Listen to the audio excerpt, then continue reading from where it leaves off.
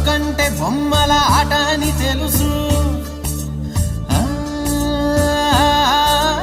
కథ అని తెలుసు, కథ అని తెలుసు, కథలన్నీ కంచికే చేరునని తెలుసు, తెలుసు తెర తొలుగుతుందని, తెలుసు తెల్లారుతుందని, తెలుసు ఈ కట్టె పుట్టుకుమంటదని, తెలుసు ఈ మట్టి మట్టిలో కలిసిపోతదని.